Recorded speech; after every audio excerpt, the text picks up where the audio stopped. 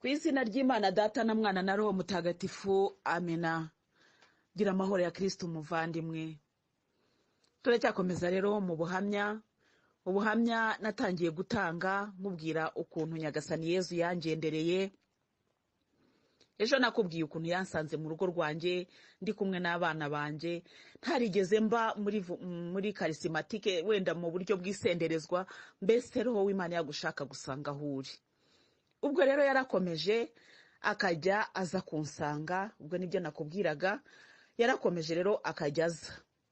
Nukuvuga ngo ngewe numvaga wenda ari byo byako kanya birangiye, ariko ntago byabaye byako kanya birangiye, ahubwo byarakomeje, noneho akajya aza mu buryo bunyuranye. Mukuza rero nanjye byageze aho bimbera ikibazo kuko burya ibya Roho Mutagatifu bijya bidutera n'akantu ko kwibaza. Ubwo nanjye naricaye ndavuga nako Semana ibi bintu noneho byo ni ibiki. Nese Yezu ko nari narakubwiye ko ntazabasha kukuvugira, none ukaba waraje umbwira noneho amagambo kandi umbwira kuyavuga, uragira ngo ngire nte koko. Numva nanjye ntangiye kugira akantu ko kwibaza. Kakantu ko kwibaza rero gatangira gutuma ngira ubwoba. Bwa bwoba rero buza gutuma ntangira kumva ko ngiye kubivamo. Mbivamo pe. Mbese ubwo ngiye kukubwira urugendo nakoze mu buryo bwo kubivamo. Kuko ubwo Yezu yaraje ngira ngo nako kanya, ariko na nyuma yaho uko nakagarutse mu kazi, kuko ni ubuhamya bw'ejo naburangirije ko nagarutse mu buzima busanzwe.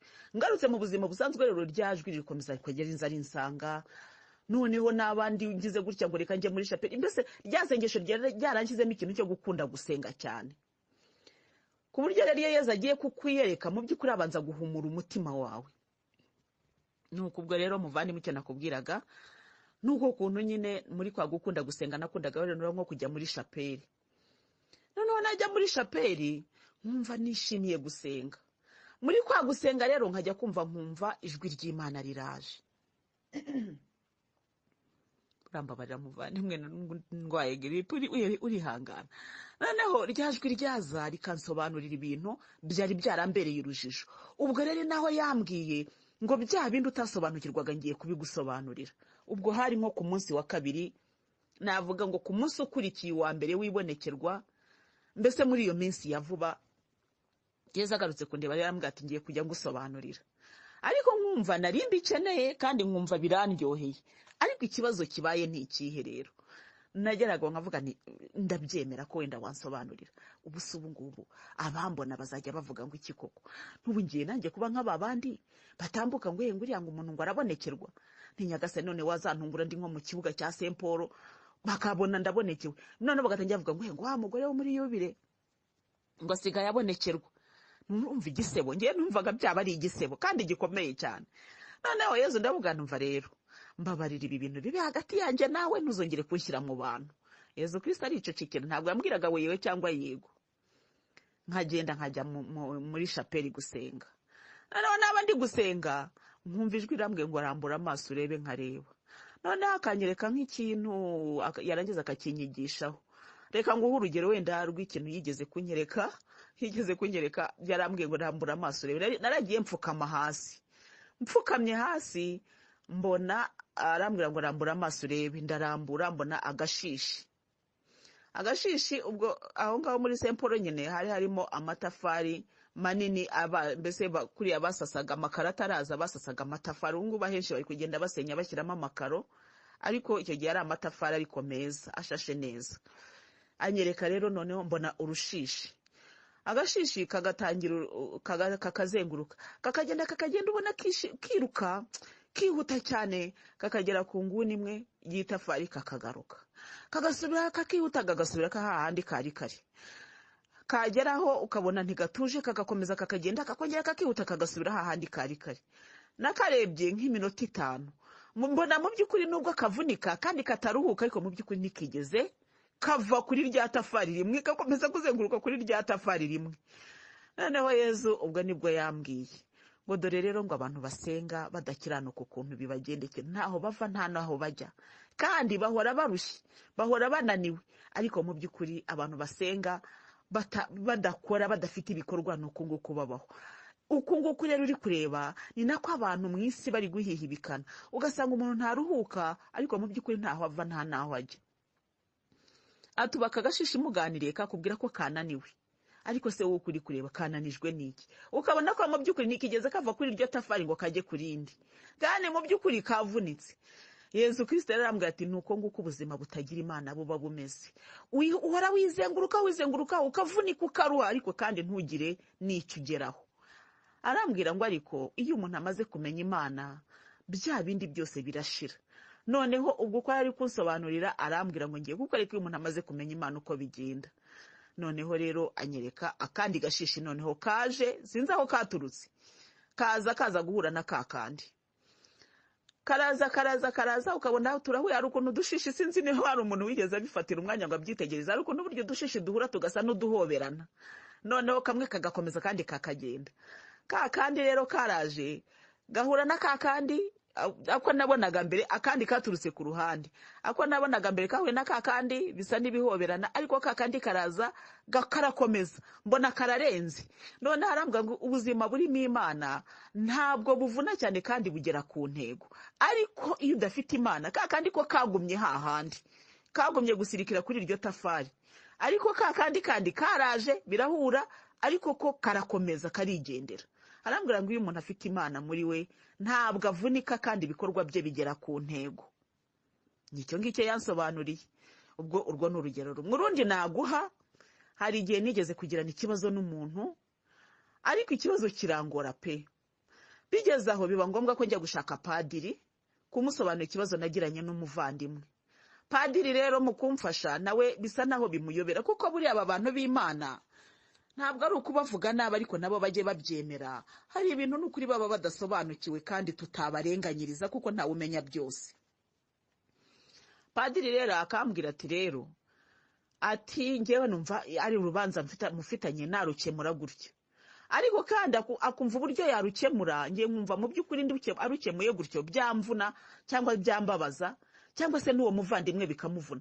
Uko buriya mu gufasha abantu ifa no kugira icyo kintu cyo gufasha abantu mu buryo bwa kimuntu, niko navuga, burimo ubumuntu. Mbese iyo bavuga rero ngo umuntu afite ubumuntu, ni ukuvuga ngo abagira impuhwe. Hari igihe rero wumva wowe ubaye kategorike mu gukemura ikibazo, avuga ngo byagenda gutya. Nuko numva inama padiri angiriye irandemereye cyane. Nigira inama yo kujya muri shapeli gusenga. Ndagenda nyigera muri shapeli, rya jwi riraza. Ubwo nagiraga ijwi riza muri njyewe, ubwo ryarindi uko ryakambwiraga nicaye mu biro nangira rya sengesho, rya jwi ryo ryarakomeje, ntabwo ryigeze rihagarara. Noneho rero rya jwi riraza rirambwira ikibazo ufitanye na runaka nje kugikemura. Numva mbaye nk'uwikanze, kuko ari ukuntu ribivuga ukumva uraruhutse. Nicyo kintu cya mbere kikubwira ko ari Yezu kubwira, wumva uruhutse, wumva ukishima, mbese wumva hari ikintu kikuvuyeho pe. Nuko arambwira ati fata urupapuro wandike. Mfata urupapuro mu isakoshi, nakundaga kuba mfite urupapuro n'ikaramu, ntangira kwandika. Ambwira ibintu ngomba gukora kugira ngo ikibazo gikemuke. Arabimbwira, arangije numva ndaruhutse. Arambwira se ibi biraremereye? Ntabwo biremereye, uzabikora nzabigerageza. Arambwira ati nguhaye umugisha. Numva ndishimye, numva ndaruhutse. Bya byishimo rero uko mbigize, numva nduhutse n'ukuntu nyiranutse na wa muvandimwe, n'ukuntu byari byarangoye, niruka njya kureba wa mupadiri. Ndagenda ndavuga ni padiri, nuzi ibintu bimbaye, hati bigenze bite? Ni cya kibazo uzi ko gikemutse? Ati bikemutse bite? Ni uzi ko nagiye muri shapeli ngiye gusenga, ijwi rikaza rikambwira ibi n'ibi. Padiri ntiyiruhije, numva ibyo ryambwiye. Arambwira ngo Louise rero twumvikane, we niba nawe ugiye kuba muri bandi bavuga ngo numvise ijwi rimbwiye, ngo njyewe ntabwo dushobora gukorana, ngo kandi ngo ari peri spirituel wanjye, kandi uwo ni njye nari namwishakiye aho mariye kwimariya nyine. Ni ukuvuga ngo muri cya gihe cyo gusenga numvise ngomba kugira burya umuyobozi wa roho aba ari umuntu ukomeye, kandi muri Kiliziya Gatolika twebwe tumenyereye ko umuyobozi wa roho aba ari umuntu akenshi aba ari uwihaye Imana. Gusa buhoro buhoro, kubera ko twagiye tubona wenda nabo imbuto zitagenda ziba nyinshi, hari ubwo ugenda wenda ureba nk'umuntu wagufasha mu buryo bw'ubukristu, bitagombereye byanze bikunze ko yaba ari uwihaye Imana. Gusa muri kamere ya Kiliziya Gatolika tumenyereye ko abayobozi ba roho baba ari abihaye Imana, cyangwa se ari abapadiri cyangwa abafurere, ariko umuntu uri mu murimo w'Imana. Nuko padiri barantwamye, numva ncitse intege, ndanababaye. Ndavuga na kuse ku kipadiri atashatse kubyumva koko.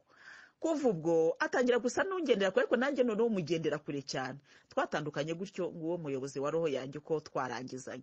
Naguhaga rero urugero rw'ukuntu Nyagasani cyakora cya kibazo cyo cyarakemutse, ko nakurikije za nama numviye muri chapelle birashira, donc icyo kibazo kirashira. Icyo nashakaga kukubwira rero muvandimwe, nuko kuntu ryajwi ryakomeje kugenda riza rinyigisha mu buryo bunyuranye.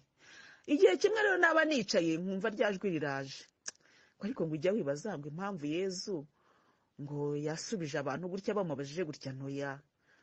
Atumva rero kansobanura nkumva avuga ni yo nakuzi ko ari byo koko, nkumva bibaye byiza, nkumva birahambutse. Ntari kuribuka ko nanabibajije padiri runaka bikamunanira. Ubwo rero nayo nakuzigamye ngo zakwiyigishiriza, ndi kukwiyigishiriza. Arangije arambwira ngo kandi ibyo nkubwira ujye ubisobanurira n'abandi, ngo kuko nabo baba bajijwe nk'uko nawe warinjije. Urabyumva nti ubwo kumbe ari kuntuma kuvuga, ahubwo njye nkumva yuko abo tuzajya tugana nzajya mbibabwira gusa, kumbe ari kuntuma kuzajya kuvuga ubutumwa. Ariko ko nari naramwihanangije mubwira ko ntazamuvugira. Ubwo nawe ntabwo yaje mu buryo bwo kuvuga ngo ruwize ngo navuga ngo haguruka ugende. Oya, yantwaye gake, kandi Yesu Kristo cyo mukundira yantwaye gake naje kwirota uruva ndi mu murimo we. Nuko birakomeza, noneho biza kugera igihe naba nicaye nkibaza ku kintu, nkumva igisubizo gise kiboneka, naganira n'umuntu yambaza ku kibazo, nkumva muri njyewe ako kanya haje igisubizo kidaturutse muri njyewe, nkumva rimwe na rimwe n'ibyo ndi kumusobanurira ari ibintu ntari mfite. Ni ukuvuga rero ngo ryajwi ryankurikiye aho ndi hose. Ni ukuvuga ngo ryajwi niyo nabaga ndi kuganira n'umuntu, tuvuge turi kugenda mu muhanda mpuye n'umuntu, umuntu akandamutsa akambwira ati se ko numvise ngo usigaye gukora mu bintu by'Imana, mukora ibiki? Nkahita numva ibisobanuro byihuse kandi bigufi biraje. Mbese muri make nkumva ndi kumwe na ryajwi, numvaga ndi kugendana na ryajwi rigenda risobanurira. Ku buryo no mu muhanda igihe kinini nagendaga numva nsa n'uri kuganira n'umuntu, ariko ntibibe buri gihe, ntibibe mbese buri kanya kwa kundi ugenda buri kanya uri kumwe n'uwo muntu. Oya, hari igihe nagendaga ndi kumwe n'abandi bavandimwe, cyangwa se nkagenda ndi kureba abantu, imodoka se. Donc ibyo nabyo bibaho. Ntabwo Nyagasani atuboha ngo atugire nari ngiye kuvuga ngo imbata, ariko imbata ntekereza ko ari ikibi, ariko ntabwo atuhambira, ahubwo agenda atwigishiriza buhoro buhoro. Nuko ubwo rero nakubwiraga uburyo nagiye ngendana na Yezu, ariko nashakaga kukubwira uburyo narwanye no kwanga iryo jwi. Ryamaze kujya rimbwira nkumva ntacyo bintwaye, ariko noneho ryanshyira mu bantu nkumva. Ubwo naragendaga ndi muri chapelle, iryo jwi rikaza njyewe rikanyibwirira nkumva ntacyo bintwaye. Ariko noneho icyaje kumbabaza cyanatumye nshaka kubihunga, nuko nageraga n'ahantu bari gusenga rya jwi rikaza. Noneho ntabwo hazaga ijwi, ahubwo hazaga imbaraga. Nagera nk'ahantu bari gusenga nkumva imbaraga za zindi ziranyuzuye, ngatangira kuvuga. Noneho n'isengesho ryatangiye ntahari, sinzi icyo bari gusengera, ariko nkumva yo nimumva nuzuye imbaraga, nuzuye ibyishimo, maze nkavuga koko. Ba bantu bagaceceka, noneho ahubwo bagatangira kwikiriza, nkumva ariko ngo amena, ngo amena, ngo amena, bakarira bagakoma amashyi bagapfukama. Avana ko mana koko ubusa ubwo kubini bicyo. Ubwo izo mbaraga rero zazaga iteka ngeze ahantu bari gusengera. Noneho ubwo nanjye maze kuvuga nti ibi bintu ko ntari kubisobanukirwa. Buriya rero roho w'Imana yakugendereye wa mugani udasobanukiwe byinshi, hari ibintu tumutwaramo bujiji. Noneho muri bwa bujiji bwanjye navuze numva ibyo aribyo byose ibi bintu si bishya muri Kiliziya Gatolika. Hari groupe charismatique zirahari, reka njye mu charismatique bansengere. Abakarismatike nzi ko bafite Imana, basahita babona ibyampanzeho bazansengera nkiri. Ndagiye ngiye muri charismatique y'iwacu aho ntuye. Ngezeyo ntangira gusenga, turasenga. Byageraga rero ngo ahantu mbese batangiye gusingiza, nkumva sinshobora no kwifata, nkumva za mbaraga nyinshi ziraje, nkumva ibyishimo byinshi cyane, ngasingiza kubarusha. Noneho rero kandi gusingiza kwanjye ntikube gusingiza ngo ndagusingiza Mana, kubera kugeza yahitaga hazamo Mana ndagusingiza, ariko nkumva ku kanya nk'umuntu ujaga kupa amagambo yanjye akambwira ahubwo ibye. Noneho yambwira ibyo ngiye nkakomeza kuvuga ibyo wari kumbwira, abandi bikiriza bakandika, abandi bakafata amakasete, mbese bakagira bo bakumva ko atari ibyanjye, bo bakabyumva, ariko ngewe simbe nasobanura ngo bimeze gute. Cyakora nanjye nabivugaga numvaga ko atari byo ngewe ndi kwibwira. ariko njye nkumva ko abandi bari bubyumve bakabipinga bakanabinnyega ndetse ahubwo bakanshyira hamwe bakavuga bati ceceka tugusengere. Noneho muri ya karismatike mbonye bitagenze gutyo ndahindura, ndagenda njya kubaririza ahantu hari karismatike muri Kigali ikomeye cyane, barayindangira kuri Sainte Famille. Njyayo ngenda ariko ndi kuvuga, mbese nabaga mfite gahunda ngo nidusenga za mbaraga zikaza, bo bonyine bari buze kuvuga bati twabonye umuntu ufite imyuka cyangwa se ufite ikibazo tumusengere. Ndagiye, turatangiye turasingiza Imana, turasenga za mbaraga ziraza uko mbese uko ndi gusenga singiye gukubeshya zihita zije rero ntagira kuvuga, maze baratangira barasingiza, barashima, barabyina, mbese barishima cyane. Noneho birangiye uwari umuyobozi wayo aza kumbaza se ucyo kiri imbaraga za Roho Mutagatifu. Ndamugane frere, yarimo frere yaje no kuba inshuti yanjye koko namugishaga inama cyane. Frere wo kabyara wandebe yarambwira ati ngiye ko nabyumvise n'imbaraga za Roho Mutagatifu, ati kukoreka nkubwiza ukuri, aha ngaha dusengera ko basengeraga muri Kiliziya Sainte Famille neza hegeye kuri alitarata hadusengera, nta shitani igize ngo twinjiremo. Kandi koko nanjye nagiyeyo kubera ko bari barambwiye ko niyo hagiye ikibazo icyo ari cyo cyose bahita bakimenya, mbese nta shitani igihinjira. Ndamubwira ni frere wo kabyara, ubu nta shitani wanyumvise? Mati ntayo. Ati ahubwo wowe komera ku murimo w'Imana, ati humurerega niba ari by'Imana bizakomeza nta n'uwabihagarika, ariko niba atari by'Imana bizihagarika ubwabyo. Mpava numva ncitse intege kuko numvaga frere ari bumbone rwose bakanansengera. Ndavuga ni frere ubu ntashye nyemeze kwa kunda, ati ntabwo izo mbaraga nazikwirukanaho kuko ntago ari imyuka mibi. Ubwo mba ndagiye ngenda nanamupinze nanababaye, mvuga n'abantu bambona ikibazo ntibana, mbese ubwo ngewe numvaga kako nyine namaze kubyanga ibyo bintu bishyira ku karubanda nkavugira mu bantu, numvaga ntabishaka. Noneho nge nkumva basenga bigaceceka, noneho nabo bakoraho bakababwa batirikirika bati nta wahagarika Roho Mutagatifu.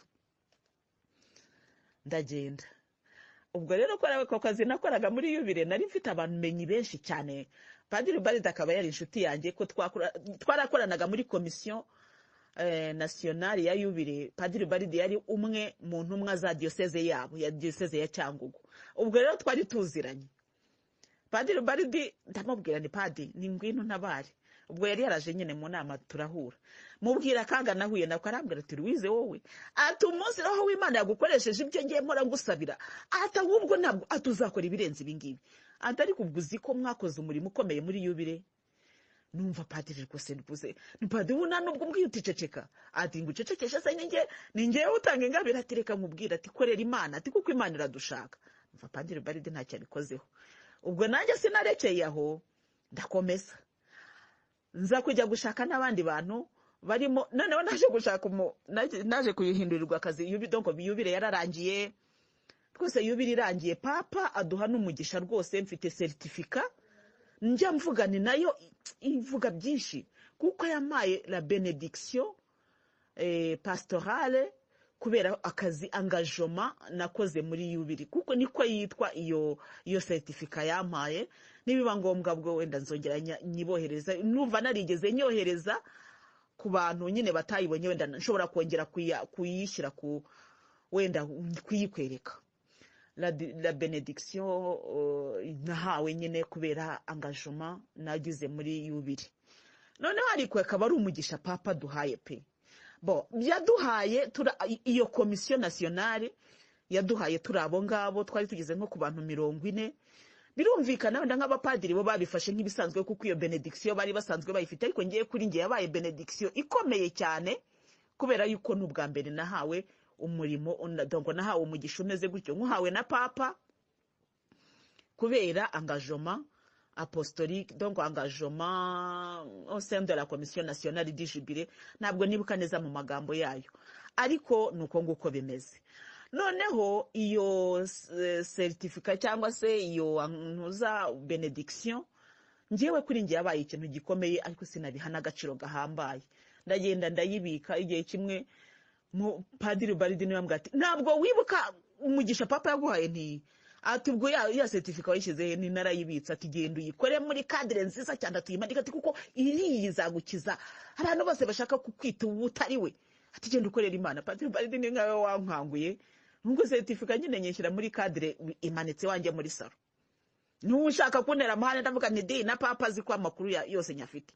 Ubwo rero ntabwo papa yaba yaramaye umugisha ngo umbwire ko Kiliziya Gatolika itanzi. Ntabwo bishoboka, mu Kiliziya Gatolika se papa ni yarayihagarariye. Maze bandika n'amazina yanjye mu mararungu Marie Louise hari kwa bese. Nuko ubwo rero turacyakomeza muvandimwe.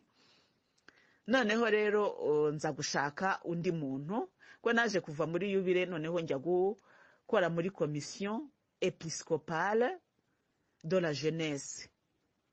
Iyo nayo nigeze kwitangamo ubuhamya ubwo nasabaga kujya muri JMJ Toronto. Ubwo ibyo nabyo narabivuze, ndizera yuko waba ubyibuka. Uyu munsi sibyo ndi butindeho, ahubwo icyo ngiye kuvuga nuko muri muri ya bureau national de la commission de la jeunesse nahahuriye n'abantu benshi birumvikana, ariko nza kuhahura n'umuntu wari ukuriye abakarismatike mu rwego rw'igihugu yitwaga Dr Ngabonziza. Nawe rero ndamwegera ndamuganiza kuko uriya abakarismatike mu rwego rw'igihugu wamenya amakuru yanjye atayaye nese igihe tumaranye ko twaraganiraga, twari ibyo yari mfite muri iyo komisiyo. Ari umugabo mwiza witanga cyane. Nuko ubwo rero Ngabonziza turaganira ambwira ati ariko nta kintu kibi nigeze nkumvaho. Ndavuga nibyo byose nza kuba mfite imyuka mibi aba yarabyumvise. Noneho rero nza kumubwira, arambwira ati rega ati ingabire z'Imana ziriho, ati kandi ziratangwa, ati kandi ntabwo Imana izaziha gusa abo twebwe dutekereza, ati Imana ibonekera abantu bose uko ishaka. Numva nawe aranyankuraje, niba nuranyankuraje gukomeza, ati ngewe ibyo ari umutagatifu ntabwo nabihagarika, cyakora ibya shitani byo nabihagarika, ati kandi ari ibya shitani mba narabyumvise kera, ariko kandi niba atari iby'Imana wowe tuza, ariko ufite ikihe kibazo bizihagarika ubwabyo, ariko niba ari iby'Imana ntabwo bizahagarara. Nuko bose bakamera nka Gamariyeri wavuze ati iby'Imana ntimwirwe mbese ntimubirezoneho cyane, niba ari iby'Imana bizakomeza, niba ari ibya shitani bizihagarika ubwabyo. Icyo nicyo gisubizo nahawe n'abo bantu bose. Noneho rero ubwo maze kuzenguruka abo ngabo, ariko ubwo hagati aho za mbaraga z'Imana zo ziracyaza muri bwa buryo, n'abandi mu gusenga, n'abangeze aho bari gusenga, mbese bikimeze kwa kundi. Noneho ngewe nigira inama yo kutazasubira mu bantu bari gusenga, kuko nari maze kubona yuko za mbaraga ziza buri gihe ngeze aho bari gusenga. Nigira inama yo kutazasubira aho bari gusenga. Icyo kibi cya mbere. Ikindi cya kabiri rero, maze kuzenguruka muri abo bantu nizeraho imbaraga z'Imana, wa muri Gatolika ariko nacyo cyongereho, kuko ntabwo nigeze njya gushaka abapasiteri, nagiye muri Gatolika. Maze kumva ko nabo nta kindi kintu bashobora gukora, numva ncitse n'intege, ndavuga ntaba bantu nabo ni nukumva ngo bakorera Imana ntari kubanza badashoboye. Koko habuze uhagarika izi mbaraga kuri ngewe. Numvaga bimbihiye. Iyo nabaga ntari muri iyo mudu numvaga bimbihiye, ariko nabaga ndi gusenga nabaga nishimye we, ku buryo mbese numvaga ari byiza. Ariko noneho ikibazo nuko namaraga gusenga nkumva ndi kwibaza ko sibi ni ibiki koko, ubu sibi ibintu nkumva birambihiye. Noneho maze kubona ko abantu natekerezaga bose bashobora no kumpa inzira yo kubivamo, numva nabo ntacyo babifiteho iki gisubizo. Nigira inama ndavuga nti waruzi n'ikindi, ngewe ubu ngubu ngiye gushwana na Yezu. Ngewe Yezu ngiye gukora ibyaha kuko nzi neza ko adakunda ibyaha. Ngiye gukora ibyaha mbigambiriye mwereke yuko izo ngabire aramutse zimpaye ngewe yaba yatayemo kabisa, ntacyo byamara. Ubwo ndagiye. Yezu Kristo ndamubwira ndumva rero ngewe namaze kubona ko wanyigombye, ariko ngiye simbishaka. Yezu buri aratuza rero nta rwaserera agira, akanyihorera. Ubwo ndatangiye ntangira gukora ibyaha, ariko mbigambiriye. Najya nko gusura umuntu nk'ibikaramu, avuga nuko bikose Nyagasani Yezu, niba n'iby'ikaramu ubone ko n'imodoka nayiba cyangwa n'amafaranga. Ariko bundi habaho n'icyo bita conscience y'umuntu. Ibyo byaha akora ko ntabikoraga ndi umwana, iwacu bahoraga batubuza, nuko gukurira kuri paruwasi ngo nabikubwiye bahoraga batusaba guhabwa penitensiya buri gihe. Mbese utwo tuntu twaha dutoya, cyane cyane ko ari natwo abana baba bafite, natwo numvaga ngomba kutujyana mu ntebe ya penitensiya. Noneho no kubera kumenyana n'abapadiri nkavuga ni padiri nabona hashize umwaka ntajya mu ntebe ya penitensiya azagira ngo nta byaha nkora. Mbabarire muvandimwe. Nuko ubwo rero nkajya mu ntebe ya penitensiya, wenda atari uko mbishaka cyane, ahubwo ari ukugira ngo padiri atazabona ko ntahabwa penitensiya. Ubwo mbese no kuvuga ngo nagerageza kuba umwana wo mu kiliziya. Nuko ubwo rero hakaba hari ibyaha rero byananiraga kubikora, nkumva nakabaye mbikore ko nkumva conscience yanjye ntinyemera kubikora. Ni ukuvuga ngo naho navugaga ngo nibaga akantu gatoya numva nabyo bidahuye, ariko nkavuga ni kugira ngo nereke Yezu ko mbishoboye reka nabyo mbikore. Noneho namara kubikora nkaguryo nkajya nkabwira Yezu ntiwabibonye, n'umumararungu Marie Louise ushaka kwigomba ni n'umujura. Yezu nkagira ngo yabyumvise akicecekera. Hashira nk'igihe nkavuga nubwo buriya Yezu yabonye ko nibye, kandi nkaba ntaranabisabiye imbabazi, yamaze kunyandika kuri liste y'abajura. Nireka njye kwisengera, nagera aho basenga ryambaraga zikagaruka. Nkamubwira ko se Yezu ubu we n'abanyabyaha nibagutera n'ubwoba, ubu suratuma umujura. Yezu ntabihagarareho pe. Bigeze aho noneho no kujya muri amasengesho ndabireka, ndavuga noya. Ubwo kandi nari narigiye inama yo gukomeza muri charismatique kugira ngo hazagere igihe bampanagureho icyo kintu. Ahubwo noneho naba ntanagiyeyo bakaza kumbaza impamvu ntaje. Ndageje ndavuga ni numva ko abantu batangiye ahubwo no kungira umuhanuzi wabo nimbivuyemo. Yezu tugendana muri ubwo buryo. Bigeze aho nigiye inama kutazasubira mu masengesho, nigiye inama bese nkajya nisengera isengesho ryanjye nyine ryo ntacyo ryari rinwaye, kuko namubwiraga nibyo uzambwira nge nawe nta kibazo, ibyo ntashaka nibinshyira ku karubanda. Nuko ubwo rero igihe cyarageze ndahunga. Nahungiye Yezu muhungira mu isi, muhungira mutwaha.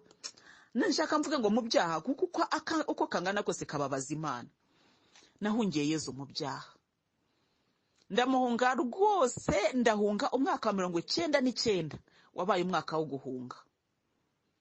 Kuko 98 maze guhabwa izo ngabire byageze mu kwa 12 maze kubona ko Yezu Kristo atazamvaho. Mbese muri make nakomeje gusa n'urwana n'ibyo bintu, maze kubona ko bitari kunkundira nibwo nigiriye inama yo guhunga Yezu. Ndamuhunga, ndagenda njya mu byaha. Noneho rero muri ibyo byaha nyine nagiyemo, ariko hari akantu nakosoraho, kuko Dr. Ngabonziza mureba ntabwo nari nakagiye muri komisiyo y'urubyiruko, nubwo twayikoranyemo, ariko twayikoranyemo icyo nari narakimubaje. Ubwo yaje muri komisiyo ya Yubile, ndetse aza no kunsaba ko namwandikira ibarwa bari kwandika ku rwego rw'igihugu basobanura ibya charismatique n'ibiki byose. Ubwo no kuvuga ngo ibyo byose byabaye nkiri muri Yubile, pardon. Nuko ubwo rero icyo nashakaga kuvuga nuko namaze kubona ko byose byanze, nigiye inama yo guhunga umwaka 99 nkuhungira mu byaha pe. Yezu nkamwisha mu byaha, nkavuga ni ndabikora mbigambiriye rwose ubone ko mbishoboye. Aranyihorera. 99 nsaminda y'umwana wanjye wa gatatu, njya muri ibyo byo kubyara no gutwita, bigatuma rwose numva ntacyo bimbwiye cyane. Mbese sinigeze ntekeza cyane ku by'ingabire. Mubyara mu kwezi kwa 2 umwaka wa 2000, njya mu byo kurera uruhinja ubwo mu 2001 na 2 gutyo. Hagati aho nyine uwo mwana mu mwaka wa 2000 turi gusoza Yubile, niwe nagiye kumutura Imana kuri aritari. Icyo gihe Karidinali Kigaraye niwe wari waje gusoza Yubile mu Rwanda, ampera umwana umugisha. Nanjye rero ubwo nari mu bantu rwose bajyanye amaturo rwose tujya kuyahereza dusoza Yubile. Nkumva ntacyo bimbwiye, nkavuga ni nzakomeza nishezo mu byari. Nuko muri make birangira nyine muri 2001 mvamo njya muri komisiyo y'urubyiruko, kuko komisiyo ya Yubile ubwo mbese celebration ya Yubile yarangiye tunafunga biro, noneho banshyira muri komisiyo y'urubyiruko. Aho rero ubwo naragiye nibera urubyiruko nyine, nibera umujene, tukajya twirwa muri za animation rwose byaraho mutagatifu na Yesu Kristo rwose. Numva wapi, numva ntago bikirimo neza. Igihe rero cyaje kugera rimwe nza guhura n'umuvandimwe, twajyaga duhura kenshi muri chapelle. Noneho uwo muvandimwe turakundana, ko nabonaga n'umumama usenga, wakundaga gusenga cyane, kandi nkabona agira n'ibikorwa byo gukiranuka. Nkumva rero namufasheho urugero rw'umuntu wihangana, mbese rw'umuntu usenga pe. Noneho mugira inshuti yanjye kuko nabonaga ko asenga, nkabona nta buryarya agira, mbese nkumva mukunze. None igihe kimwe njya kumusura muri biro, ubwo hagati aho nyine naravuye mu by'amasengesho, mbese nari kure y'ahantu Yezu Kristo ashobora kumbwirira. Noneho igihe kimwe cyabanje nuko nagiye mu misa. gihe cya konsekarasiyo kigeze numva ijwi riraje rirambwira ngo ese wishima bingana iki kuba warabonye Yezu kandi ukaba ugendana ingabire ze. Numva ibyishimo byinshi ndarira, ndangije ndavuga nti kose za mbaraga ziracyandiho kandi naragiye mu byaha, numva zakagombye kuba zaragiye. Za mbaraga rero naje gusanga zitaragiye, zarakomeje kwibera pembeni hafi aho. Noneho njya gusura umuvandimwe n'inyuma yaho gatoya, ngiye gusura umuvandimwe aho yakoreraga, nsanga barimo gusenga. Mpageze rero ko nakundaga gutinya amasengesho ya rusange, narahageze ndavuga se bose ngiye mu isengesho. Noneho ndongera ndatekereza mu mutima, ese uyu muvandimwe kwazi ko tujya duhura muri chapeli, arabona ngezeho basenga ngakwepa, aragira ngo iki kuko numva yangaya.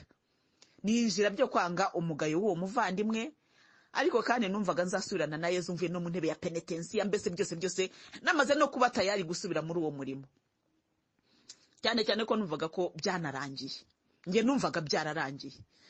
Nuko rero uwo muvandimwe rero nsanga barangije ishapure, ariko batangiye nyine gusenga kwa kundi za intention personnelle. Nuko noneho nanjye mpageze barasenga, uwa mbere amaze gusenga nanjye numva muri nge haje ijwi risanzwe, ariko timbwira gusenga nkuko n'abandi bari gusenga, nanjye ndasenga. Noneho muri kwa gusenga numva batangiye kwikiriza ngo amina ngo amina, bararira. Zambaraga se zarakarutse. Oya, mwumva mu mutima ndakomeye nagiye mu byaha, ntabwo Yezu Kristo yakongera kumvugisha. Nuko turasenga turarangiza, ariko nkumva amasengesho ndi kuvuga atari kuva mu bitekerezo byanjye, nanone ari nka ryajwi riri kuyambwira. Birangiye rero wa muntu arambwira ati se, ati ibyo twavuze kare wabyumvise ntoya? Atuguzi ko dutangaye, ati niyo mpamvu wumvaga twatangaye twese, ati uzi ko ari naho wasenze tukarebana, ati twari dufite ikibazo kimeze gutya. Arakinsobanurira, ati amasengesho wavuze kuko amagambo navuze amenshi narayibukaga, ati buryo wavugaga gutya wasubizaga ikibazo twari dufite. Niyo nese nuko byari bimeze, ati nibyo rwose, ati nanjye ndavuga numva nanjye nasenze iryo sengesho, numva mu by'ukuri icyo ndirisenge, ariko numvaga ari nzamo gutyo. Arambaza ati se wigize ugira ingabire za Roho Mutagatifu? Mpita musubiza nihuta cyane, ni ntarazigize ariko zaragiye. Mbese kumva ko zagiye nicyo cyari kinejeje, nigeze kuzigiye ko zaragiye. Ngo zagiye se gute? Ntanigeye nabonye, kandi numvaga mbimubwira nishimye, nabonye ntabishobora mbwira Yezu ngo abisubirane, ni kandi yarabisubiranye. Uwo mama arandeba ngo ariko se nguri muzima nti cyane. Atari kuzi ko amahirwe kuko agira abantu batazi no kuyabyaza umusaruro koko. Ati Roho w'Imana yaraje uramubwira ngo isubire nti cyane. Ati Louise haguruka ukorera Imana. Noya nimbabarira winshyira muri ibyo, Yezu Kristo arabizi ko twabirangije ibyo ngibyo, nimbabarira. Noneho mu mama abonye ko mbimubwiyeho nabi aratuza. Arangije arambwira ati genda usenge, nanjye ngiye gusenga Imana ikubwicyo ukwiriye gukora. Ndagenda nigiye hirya, numva ijwi rirambwiye, reba uriya mama ntiwemera ko asenga, ndabyemera. None kuba yemeye za mbaraga zawe urumva ari imbaraga za shitani? Oya, ariko uko byamera kose njyewe sinshaka ko ibintu byanjye rega bizagira n'uwo bigeraho. Njyewe numvaga ari ibintu, naravugaga niba ibintu byanjye ndabyitaga ibyo bintu, ni nta nubwo nshaka ko hari umuntu n'umwe uzamenya ibyo ari byo. Njyewe ndashaka ko birangira bitanashakuje. Nuko wa mumama rero bwarakeye ansanga aho narindi. Arambwira ati Louise haguruka tujye gukorera Imana. Ntibigenze bite? Ati nukuri hari umurwayi uri iwanjye, yari afite kabine medicale. Ati hari umurwayi uri iwanjye, ati kandi rwose aramerewe nabi, ngwino baso murambureho ibiganza tufatanye isengesho gusa. Ntigufatanye isengesho byonyine, reka nzi. Tukagenda umurwayi turamusengeye, sambaraga ziba ziraje. Ni wa murwayi we, Nyagasani Yezu aguhaye umugisha, ugiye gukira, mbese byose. Umurwayi atangira, yari umugabo, atangira kurira, atangira gushima. Turangije ati yewe, ati ibi bintu, ati nabibwe n'abahanuzi benshi, ati biranangaje kuba n'uyabisubiyemo. Ni ngaho rero Nyagasani none mbaye umuhanuzi, noneho numva birahindutse. Nuko iryo sengesho rirangira, uwo muntu rero buri gihe akambwira ati ujye usengere. Ariko noneho muri kwa gusenga yari yararwaye paralize, atabasha no gutambuka, atangira no kujya agenda noneho adafite imbago.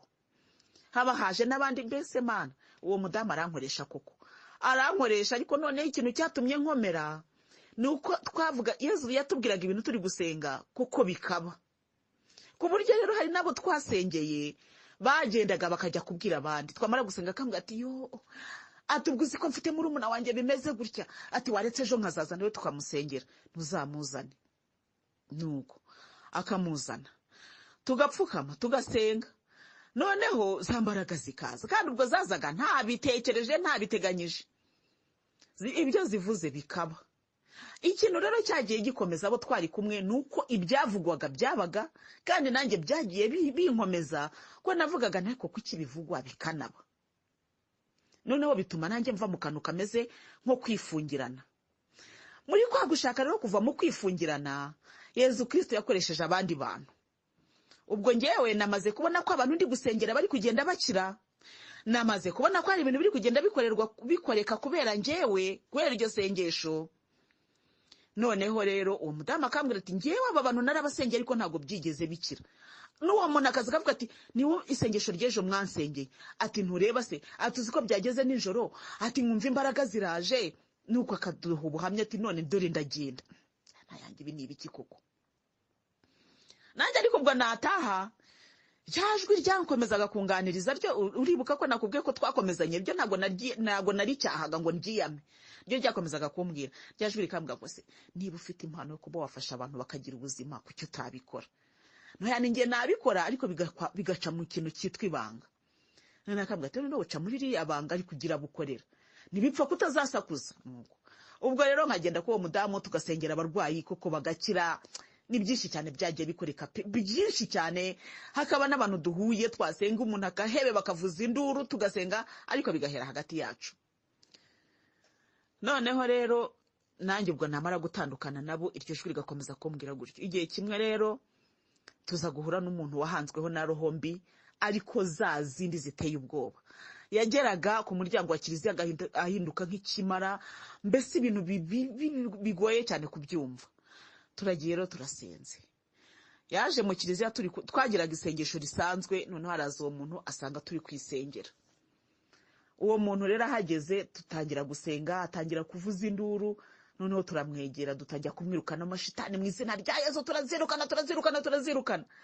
Ubwo rero shitani ziravuga ngo reka ngo muvemo, ngo ariko ngo reka mbanze mbibwire. Ubwo rero shitani mu by'ukuri ziravuga pe, ziravuga.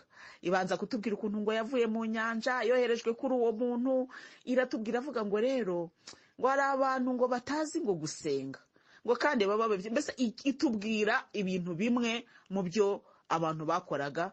Noneho itubwira ko uwo muntu yaje aho ngaho kugira ngo azahure n'abantu bamusengera akire. Nuko mbese muri make n'uwo muntu aza kutwibwira, mbese muri make hari ubuhamya bwinshi cyane twahuriyemo nabwo aho ngaho muri ayo masengesho menshi, mbese ni bwinshi. Gusa wenda ubuhamya naza kuvuga cyane, uretse wenda nk'abo barwayi, uretse abo Yezu yagendaga akora kuri roho bagahinduka, ubwo wakorwagaho wese ntiyashakaga kuhava. Akambwira ati ejo nimba muzongera gusenga nzagaruka. Kabone ejo aragarutse, ariko noneho yagaruka akazana n'undi. Buhoro buhoro twatangiye dusengera mu kumba uwo mama yavuriragamo. Noneho tukakuzuraga nk'abantu wenda 10, akumba karuzura. Bigeze aho tubonye akumba kuzuye tujya muri chapelle. Ariko kandi mu gihe gito abantu bagendaga biyongera gutyo. Umwe akaza ati uzi ko ejo navuye hano, naje hano ndi kubabara ibikanu none nkaba nakize. Nkumva mbese nanjye ndi kugenda ntangara. Tujya muri chapelle ya Saint Paul rero. Uko twajyaga muri chapelle rero nibwo Yezu yaje aratubwira ati rero nzabagira groupe nini. Baba tata numva ndihebye mbese uburya bya bintu biracyakomeza. Ubwo ngiye navugaga gutyo ndikuvuga nti reka dukora igihe gitoya birangire. Ngiye numvaga ari ibintu bigomba kurangira. Noneho numva ahubwo ni gahunda ndende. None se nzabagira groupe nini ngo zabihera izina ryo mu ijuru ngo kandi nzabahana aho musengera. Ngo nzabagura ngo kandi ntabwo muzigera ngo ntabwo muzigera mugira ikibazo icyo ari cyo cyose, muzakomeza kubarwanirira. Ncika intege, abandi bakakoma amashyi bakishima, ngiye nkumva ndapfuye. Kandi ubwo ni ngewe nabaga ndi kubivuga, Yezu arimo kubivuga abincishijeho, ariko nkumva ntago binejeje. rero ndagira ngo nkubwire ngo Yesu iyo yagutumye ntabwo uvuga ibyo ushaka, uvuga ibyo ashaka. Iyo nza kuvuga ibyo nshaka njye ntabwo nari kuvuga ko bizakomeza, ariko kubera ko yantegekaga ibyo mvuga nabivugaga uko biri, nkarenga sinishimira ibyo ngibyo. avuga nese koko bya bintu nari nzi ko ari ibintu by'iminota 2 none ndumva bigiye kuzaba ibintu by'igihe kirekire. Ubwo se Nyagasani koko buse nzabona umwanya wo kujya nza muri ibi bintu. Ariko ubwo uwo mudamu ntabwo yigeze ambwira ngo haguruka dukore cyane, ahubwo we yajyaga nzanira aba bantu. None abo bantu uko bagenda baza nkabona bari kugenda bakira, noneho naryajwe naryo rikandezona. Niba ushobora gufasha abantu bagakira kuki utabikora? Haleluya. Ndizera yuko uri kubyumva muvandimwe, kugeza aho ngaho uri kubisobanukirwa. Ryajwi ryambwiraga ryo ryakomeje kugendana nanjye. Za mbaraga zamfataga tugiye mu masengesho zo zabaye nk'iziceceka, kuko natinyaga aho abantu basengera kugira ngo zitagaruka. Nagera naho bari gusenga nkiruka kugira ngo ntajyayo, za mbaraga zikaza. Kugeza aho ngaho ndumva uri kubisobanukirwa. Nuko rero izo mbaraga zakomeje kugendaho, ziza noneho gutangira kujya zibwira abo bantu. Noneho biba groupe, kuko wa mugani bugacyaba bagaza umuntu akazana undi, undi akazana undi, bigera nubwo dufata gahunda ya ku cyumweru. Gahunda yo ku cyumweru tukajya tuza, umuntu akazana n'abana. Tugera ubwo muri chapeli tuba tubaye abantu 30, kandi mu gihe gitoya. Tugera ubwo muri chapeli tubaye abantu 50. Nkabona birakura. Noneho rero uko bigenda bikura niko Nyagasani yagendaga twongerera imbaraga. Ariko ubwo nanjye byageze aho ndavuga nire niba ari by'igihe gito reka nkore. Ngiye ngakora rero nishimye, mvuga nti ntacyo umwaka utaha ntabwo bizaba bigikomeza. Kumbe Yesu yashaga umwaka utaha azagira n'ikindi akora. Dukomeza gutyo tugenda dukorera Imana mu buryo wenda navuga ngo butanasanzwe, kuko nk'iyo chapeli kugeza icyo gihe muri Saint Paul ntibaromarikaga ko hari abantu bakunda kujyamo. Noneho uwazaga tukamusengera yaravugaga ati se muzongera guterana ryari ngo nzagaruke nzanye n'undi. Tukavuga twebwe nta gihe cyo gusenga, aho tubishoboye turasenga. Noneho akavuga ngo none se mwashyizeho umunsi wo gusenga, base tukamenya ko tuzajya tuza. Ubwo nibwo twigiriye inama yo gushyiraho umunsi wo kuwa gatanu. Tukajya duhura kuwa gatanu kugira ngo naba abandi bazana abandi. Noneho kuwa gatanu tugasenga abantu bakishima, tukaba tuzongera guhura kuwa gatanu. Noneho bakavuga batari ko se kuwa gatanu ko ari kera mwashyizeho n'undi munsi, rwose tuva hano twishimye, ariko kuzongera kugaruka kuwa gatanu tukumva ni kera. Nuko ubwo Yesu Kristo aratubwira ati noneho nimufate umunsi buri munsi, basi muzabikora igihe gito. Ubwo Yesu yavugaga ngo igihe gito, ariko untereta kugira ngo ntabivamo nkongera nkisubira mu byaha ahari. Nuko nkibwira ngo n'iby'igihe gito dufata gahunda ya buri munsi. Twarasenze, ibitangaza birakoreka, abantu barakira. Ndibuka ko hari ubwo twabaga turi muri chapeli, hakaza abantu ko aho muri chapeli muri Saint Paul twasengeraga, hari n'abantu basengeraga muri groupe ya Cœur Adorable. Abo ya Cœur Adorable rero barazaga bagasanga rimwe na rimwe ndabandi batarahagera, bikaba ngombwa ko umuntu aza muri chapeli akabashengereye. Hari abantu benshi rero babaga baje muri iryo sengesho, bakaza gushengera muri chapeli bagasanga turi gusengeramo, bagiye bafatirwamo iyo Cœur Adorable ntibayisubiremo, ahubwo bakaguma aho ngaho. N'ubu baracyarimo rwose. Yesu akavuga ubutumwa muri aho, uwo muntu akumva ngo niwe bubwirwa, akavuga ati aba bantu nabahe, hata ahubwo sindi buva. Hari abantu benshi rero turi kumwe muri groupe, guhera icyo gihe nyine bagiye baza bafatwa muri ubwo buryo. Nuko rero groupe ikomeza kugenda ikura gutyo kugeza ku cyumweru. No Yesu atubwira ati mujye muzanira abana banyu mbakoreho.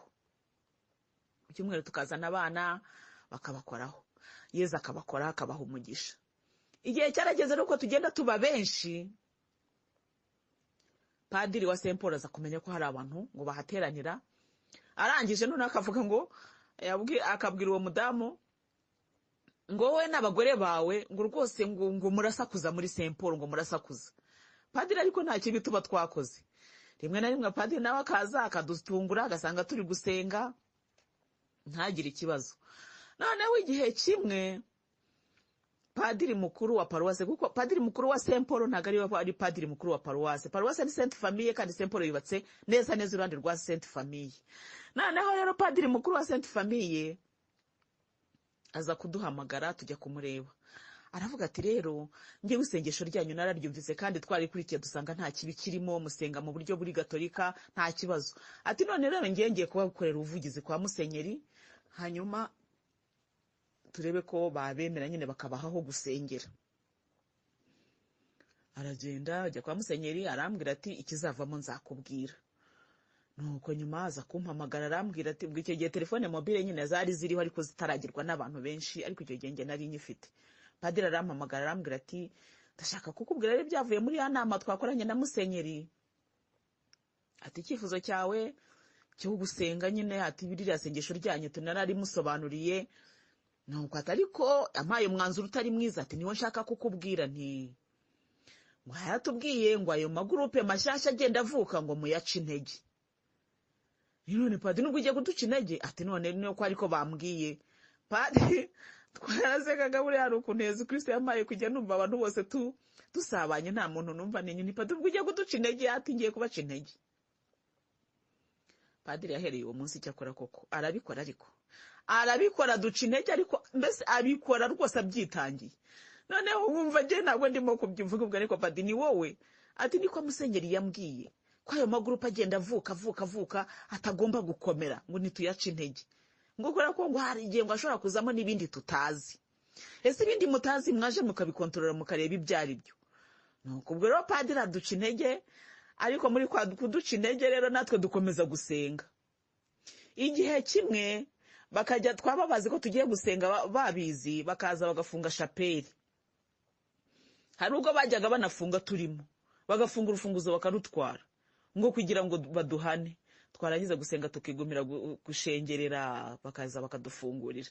None igihe kimwe bigira inama kujya bafunga shapeli, no twajya muri shapeli tugasanga harafunze. Ubundi shapeli yabaga ihora ifunguye kugira ngo abaza gusenga binjire basenge. Noneho kubera twebwe shapeli barayifunga. Natwe rero turavuga tuti kuva aha bizabereka yuko hari ibindi duhunga cyangwa tujyanye dusengeraho. Tujya inyuma ya shapeli rero hari ikibuga kinini, twigira inyuma ya shapeli akaba ariho dusengera. Turasenga noneho baravuga bati noneho tuzabiruka no mu kibuga. Birabayobera. Igihe kimwe, haleluya, imvura iragwa nyinshi cyane irahadusanga, turanyagirwa mu isengesho turarangiza. Iyi mvura irindi irangira rwose tugisenga, ariko kandi icyo gihe twabaga turimo kwirukana amashitani ataragenda, tukavuga ngo ntabwo turi buhave. Ikindi gihe kimwe rero musenyeri aze kuza, yari yaje mu nama aho ngaho, ahageze asanga abantu bari gusengera inyuma ya shapeli. Aritegereza arareba, aravuga ati bari abantu kuki basengera inyuma ya shapeli? Bati Padiri mukuru yatubwiye ko tugomba kujya dufunga shapeli ngo ntibakinjiremo. Nuko aravuga ati aya ni amakosa, shapeli rero ngo abantu bayisengeremo, ntabwo mugomba guheza abakristo inyuma ya shapeli rwose. Aya ni amakosa, mubareke bisengere. Wenda ikibazo cyabo muzakige ariko bari muri shapeli basenga. Nuko shapeli barayifungura, turongera dusubiramo. Twagiye tuba rero muri izo ntambara zimeze gutyo. Noneho Yesu Kristo agira neza cyane kugira ngo tudacika intege, cyane cyane ko ngewe nkubwira ntibansunikaga biguru ntege, nagendaga biguru ntege mvuga nti ngewe nshaka ko bivamo. Nuko ariko ikindi wenda ntavuze nuko byageze ahubwo mvuga Yesu ngiye kumukorera, naremeye kubera ko ngiye kumukorera, ariko tuhanye igihe. Ubwo nagiye mu ntebe ya penitensiya nyine ndihana ndicuza, mbese muri make nsubira mu murongo w'umukristo. Nibwo ubwo nayo nakomeje, ubwo nashakaga kukubwira mbese ko ntakomereje nyine ku byaha.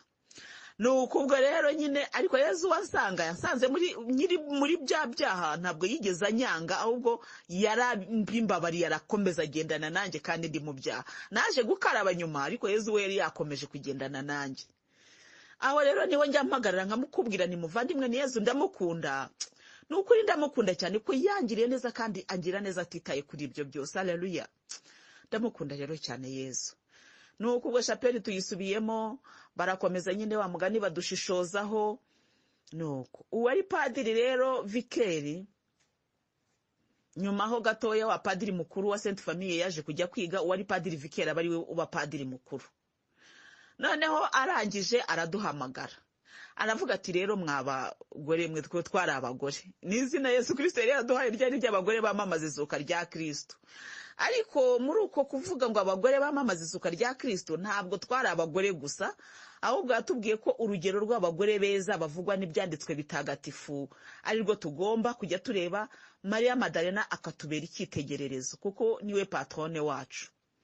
Noneho haje kuzamo n'abagabo, ariko abo bagabo ntago bababazwaga nuko bitwa abagore bamamaza izuka rya Kristo, kuko baranabazaga ngo usa nawe uri umugore. Umugabo ati ndi umugore wamamaza izuka rya Kristo kuko Kristo azuka abagore nibo babyamamaje.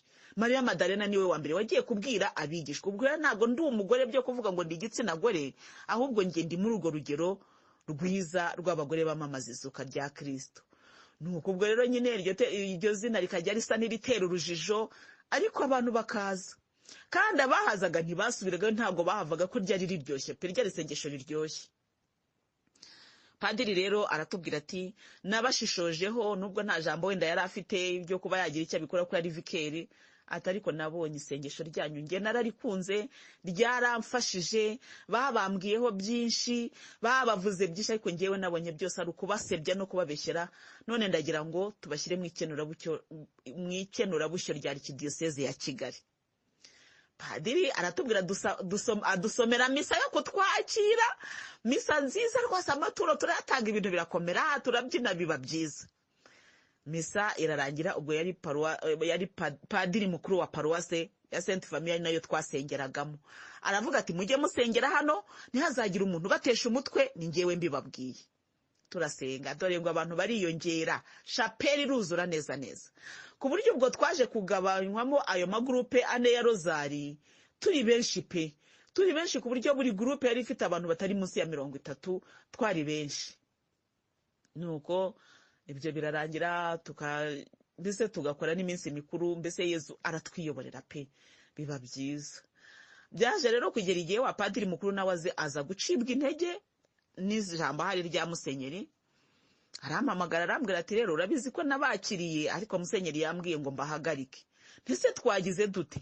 Atubwiye musenyeri yabivuze, twebwe turegizekita nta kindi twarenzaho. Nuko padiri rero nawe ubwo atangiye kuturwanya, ariko noneho we aturwanya kurusha wa wundi wa mbere.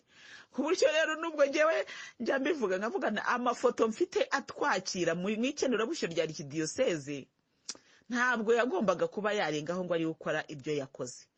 Buriya rero hari ukuntu abakozi b'Imana bagomba no kujya bashishoza. Hari ukuntu bababwira bati nimurwanye bariya abantu, bakabarwanya batagombye no gushyiramo n'ubwenge, wenda ngo avuga ati reka mbishishozeho ndebe. Rega niyo urwanya ugomba no kumenya uwo urwanya. Ubuse urarwanya nde muri Louise koko? Nkavuga nteko nk'ubwo nge nigeze ko mubwo nteko padi ko ndi umugore ukabuze kabagore abanyantege nkeya, nubwo iyo undwanya gutyo ufashe mikoro ukahagarara kuri aritari ukavuga uti rwose abantu basengera muri Saint Paul, ntabwo avuze ngo ubutumwa bwa Louise ya, abantu basengera muri Saint Paul, ngo rwose ngo twabaye tubahagaritse ngo mu gihe ngo tuzaba ngo turi gushishoza ngo ku misengere yabo. Ubwo rero nkambwa nti pati ifashe mikoro, uzi neza ko ntari buze kwifata ngo wenda ndagusubiza, ubwo se wowe uba wumva utari kwirwanya wowe ubwawe, warafashe mikoro ukatwakira mu ikenurabushyo rya Arikidiyoseze ya Kigali. Padiri avuga atari kwati ngewe nuko musenyeri yambwiye. Okay, birakomeza. Ubwo icyo gihe batwirukana muri Saint Paul, ariko batwirukanye muri Saint Paul ntabwo ijwi ry'Imana ryigeze rihagarara. Impamvu, mbere yuko batwirukana muri Saint Paul, Yezu yaratubwiye ati bana banjye turagendanye igihe cy'imyaka 7, twari turangije imyaka 7, ati none igiye kubacanira urumuri, mugende mujye gukongereza abandi. Adukoresha umutambagiro wa buji, dukora umutambagiro w'urumuri, arangije adusobanura icyo umutambagiro wasobanuraga. Aratubwira ati uko wigengesere kugira ngo buji yawe itazima, niko ugomba kuguma kwigengesera muri iyi si kugira ngo urumuri nagucaniye rutazazima. Noneho ndagenda gusobanura nyine, ngewe ku munsi ukurikiyeho ndaryama, Imana inyereka mu nzozi ngo iduhaye ngo abo ngabo dusengana ngo turi ahantu muri pepiniyeri. Noneho Yezu akajya afata ururabo rwiza ariko ruri mu kavaze gatoya, ngo agaha buri wese, aramubwira ngo genda ururabo ururere neza kandi ruzabyara imbuto nyinshi. Nuko mbona ngo turagiye, buri wese agenda ukwe, rwa ruraba rutwaye, ariko ngo twigiye imbere turongera turahura, twese dufite za ndaba ariko zisa n'izakuze. Numva sisobanukiwe ibyari byo, ndaza mbibwira abavandimwe, ariko ibyo yabitubwiraga mbere yuko padiri atubwira ya magambo. Padiri rero yaje kuduhamagara atubwira ayo magambo, anasubira mu magambo Yezu yari yatubwiye. Yaratubwira ati mbacaniye urumuri mujye kuboneshereza n'abandi. N'uwo mupadiri niko yambwira ati rero Louise, ati imyaka 7 mumaze musengera hariya, ati ibyo mwabwiriwe hariya namwe nimujye kubibwira abandi, urwo rumuri mwacaniwe nimujye kuruboneshereza n'abandi. Kandi ubwo butumwa tubuhabwa ntabwo yari ahari. Ubwo rero ibyo byakozwe uko nguko, turagenda tujya gucanira abandi, tukuboneshereza abandi urumuri. Ubwo rero Yezu Kristo kubera ko ari Imana idashaka kugira ngo abayo bazimire, twaje guhura n'abandi bantu bitwa abatowe. Duhura nabo bo bafite aho basengera, ariko kandi amakuru yacu barayumvise. Noneho baradutumira. Twebwe abari bagore bamamaza isuka rya Kristo ko ntabwo twaretse gusenga, twajyaga duhurira mu ngo mu buryo bw'urukundo, ko Yezu nabwo yari yaradukoresheje umwitozo. Yezu yaratwigishije cyane, aratubwira ati ndashaka ko musurana buri wese amenya aho mugenzi we atuye, kuko hari igihe kizagera bigakenerwa.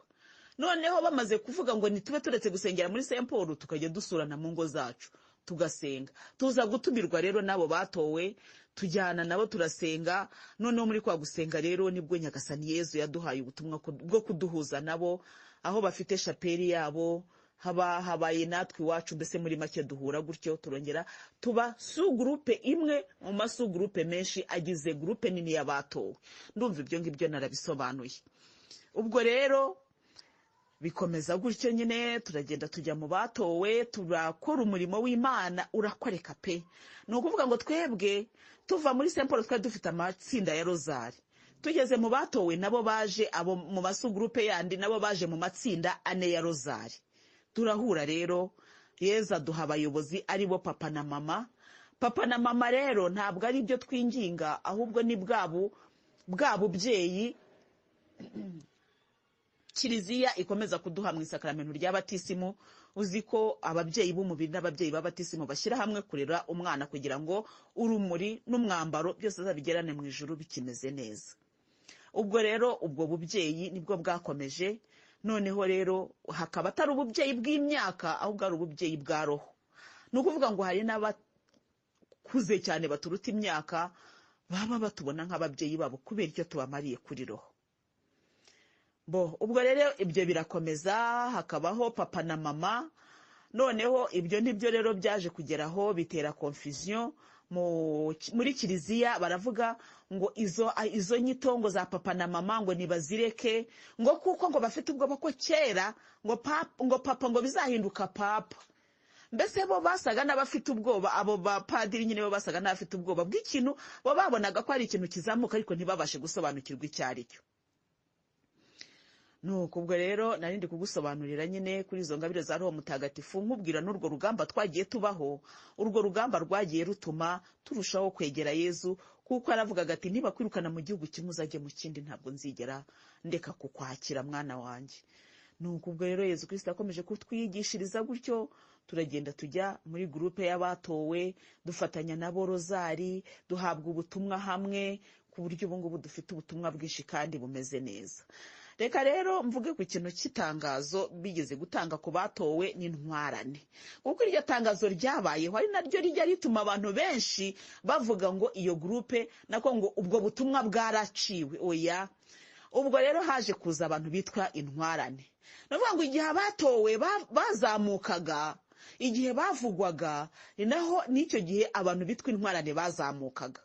Hazamuka amagurupe abiri ariko adahura pe. Ni ukuvuga ngo abantu bo mu ntwarane bashobora kuba bumva n'izi audio kuko ni abavandimwe mu buryo bwa roho, ariko ni ukuri kw'Imana ntabwo imikorere y'abatowe ihuye n'iyi ntwarane pe. Dushobora guhuza ibiganiro tukaba turi abavandimwe kuko twese tugana mu ijuru, ariko imikorere si imwe. Ubutumwa bw'intwarane ntiwabumbaza ngo mbumenye, nabo kandi ubutumwa bw'abatowe ntibabuzi, uretse ko byari groupe mbese zisa n'izavukiye mu gihe kijya gusa hari kijya kungana. Noneho rero mu kurwanya, padiri mukuru we wenyine yabyivugiye mu Kiliziya, aravuga ati abatowe bo simba afite ububasha, ariko intwarane nzazirwanya kugeza igihe zizaba zitakivugwa. Abyivugira mu Kiliziya, yo n'amatangazo agendaga azamuka mu Kiliziya. Ayo matangazo rero wumvaga arimo n'ikintu cy'inabi, ku buryo wumvaga mbese ari igihe cyageze abapadiri bakajya barwana, byo kurwana ugasanga nk'umuntu w'umukecuru wo mu ntwarane, kuko mu batowe ntabwo twigeraga tugira wenda imyifatire ituma duhangana n'abapadiri. Oya, ariko abo mu ntwarane bo barayigiraga, misa yarangira agatangira kuvuga ngo ibyo Yezu amubwiye. Mbese ibyo ni ibintu ngewe niboneye ndi ku Kiliziya, ugasanga padiri araje yafashe umukecuru aramukubise, ngo nuko ari umusore, ngiye numvise ntabyemeye. Ese niba koko wenda tuvuga atari gukorera Yesu, kumukubita urushyi biri buza gutuma noneho aba akanguka? Hari ibintu rero muvandimwe, hari ibintu ngiye mvugana abantu bakwiriye kwitondera, ikintu cyitwa kurwanya ingabire. Bantu babishyiremo ubwenge kandi babishyiremo n'Imana, kuko iyo uzirwanyije udafite Imana, nukuri Imana y'ubwayo ishobora guhina akaboko kawe. Kabone naho uwo muntu wenda yaba ari gukorera iyo shitani, ntabwo wakwiye kwitwara mu buryo witwaramo.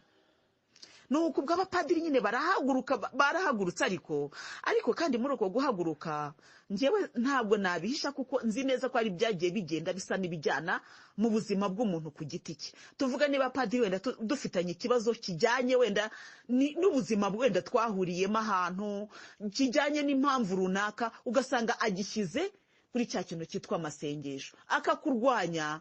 Mu by'ukuri ukaba wagira ngo ararwanya amasengesho, ahubwo ari kurwanya wowe kubera impamvu runaka. Ibyo byabayeho rwose, ibyo byabayeho cyane. Ngewe ntabwo nabivuga openly, ariko byarabaye. Abapadiri bakaturwanya atari uko wenda ubutumwa butari bwo, ahubwo ari uko wenda hari icyo mwapfubiranyeho se, mbese muri make ayo makuru nuko nguko ameze.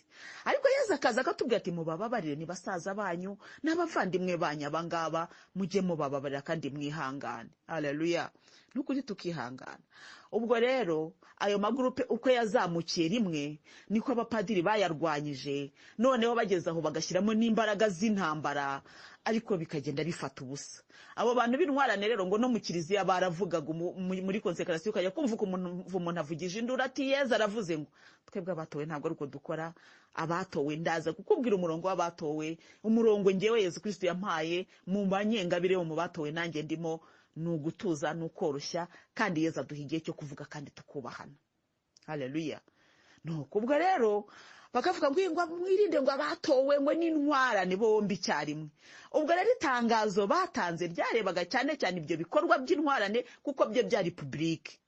Babyitira rero ngo n'abatowe, ariko noneho ngo abatowe bakavuga ngo nibareke ngo izo nyito, cyane cyane n'izo nyito bavuze no kuzamura akaboko mu ndangakwemera, kuko Yezu yaratubwiye ngo iyo urahirira icyo wemera uzamura akaboko. Kandi uretse twebwe abatowe, Yezu yabibwiye ni ukuri n'ahandi. Ngewe hari igihe njya mu misa z'i Bugande, nemera Imana Data bose bayivuga bazamuye akaboko. No mu yandi madiyosezi nemera Imana Data bayizamuramo akaboko. Ubwo rero avuga ati muhaguruke tukwamamaza ukwemera kwacu, twe tukazamura akaboko, kuko iyo urahirira icyo wemera uzamura akaboko. Niko Yezu yari yatubwiye.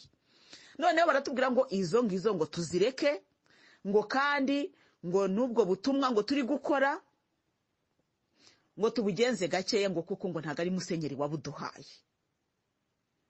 Ni ukuvuga rero ngo ubwo butumwa ntago ari ubujyanye n'ubuhanuzi gusa, ahubwo icyo bavugaga nuko ayo magambo ngo tugenda tuyagenza gakeya. Noneho turavuga tuti nta na hamwe twigeze, ntabwo bavuze ngo ntabwo ari Roho Mutagatifu wabatumye, icyo cyumvikane neza, ngo ntabwo ari musenyeri wayabatumye. Haleluya. Ubyumve neza, ngo ayo magambo bayareke ngo kuko atari musenyeri wabatumye. Noneho rero natwe tumaze kubona iryo tangazo ryari risimweho PO, kuko musenyeri nta wari uhari, ariko umupadiri waryanditse wenge nari impuzi, ari nawe waryandikishije uko ryitwa. Nuko tumaze kuyibona rero natwe twakoze reaction, tuzoherereza musenyeri. Musenyeri rero amaze kubona izo reaction, yohereje vikeri generali kugira ngo akorane inama natwe n'abapadiri arabatumira.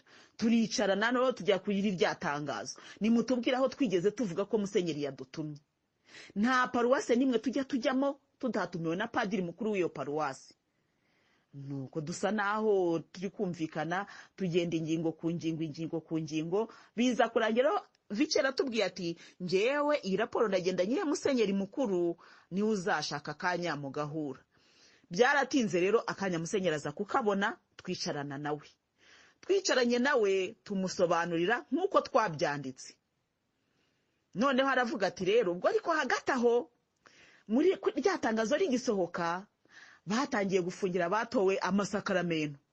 Noneho bamwe mbese bakadutesha umutwe koko. noneho rero musenyeri duhuye icyo gihe aravuga ati ninde wababwiye gufungira abatowe amasakaramentu? Ese isengesho bakora mudasobanukiwe n'iriya? Ati si rozari mwebwe abakristo ntimuyibabwira kuyikora? Mbese muri make musenyeri yagiye contre abapadiri, arababwira ati ibyo ngibyo ntabwo ariko twabivuze, siko twabyumvikanye. Ati nimugende rero mubafungurira amasakaramentu abo mwaba mwarayabafungiye, mubareke kandi basenge.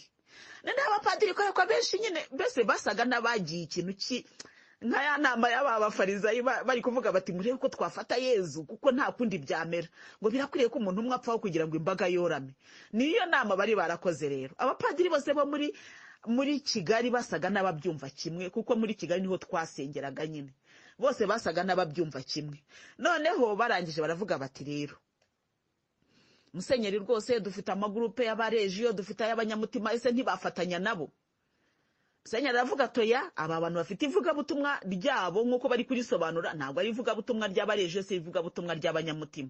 Nimubaha ahantu habo basenge kandi mubareke basenge bisanzuye, ahubwo mujye mufata umwanya mukurikira imisengere, muzarebe ko hari ikibazo cyaba kirimo. Duhaguruka aho ngaho rero ubona ko abapadiri batabyishimiye ibyo musenyeri ababwiye, ariko niko yabivuze pe. Nari impari iyo nama, nari nyirimo, ntacyo byamarira kuba navuga ibyo musenyeri atavuze. Musenyeri tumuha CD y'abatowe kuko Yezu yatubwiye ati mukore CD kuko aho mutazagera yizahagera. Turayimuha, arayireba, ndetse na nyuma yaho aza kutubwira ko iyo CD ari nziza, ntacyo yayinenzeho. Noneho tumaze kuva rero muri iyo nama, ikintu cyantangaje cyane nuko wari chancelier niwe wakoze inama, wari koze raporo y'inama, yavuze bikeya mu byo musenyeri yavuze. Ikindi cyantangaje cyane nuko padiri mukuru wa Sainte Famille yatinyutse mu kiliziya yavuga ngo ibyo musenyeri avuze byose ntabwo biba ari itegeko, ngo nzakora ibyo numva nshoboye. Nuko ubwo abanza kujya yanga kudufungurira amasakaramentu, ariko kera kabaye yageze arayafungura. Ayandi maparuwase rero arimo nka paruwase ya Karoli Rwanga, Nyamirambo, Kacyiru, Remera, bafungurira abatowe rwose babaho basengera ku buryo bari bafite ahantu basengera hazwi. Kuko icyo gihe dukora inama na musenyeri twari kumwe nabo mu maparuwase nyine ayo mu mujyi.